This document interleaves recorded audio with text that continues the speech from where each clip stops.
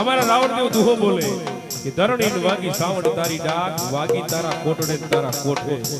પછી જડમાંથી દેને જવાબ હે જડ એટલે જળ નહીં. જડ કોને કહેવાય? આપણા મઢની માલબા જે લાકડાના ફળા હોય ને એમાંથી દેન અમારી વિહા બુજાળી સાવડા જવાબ હે બા.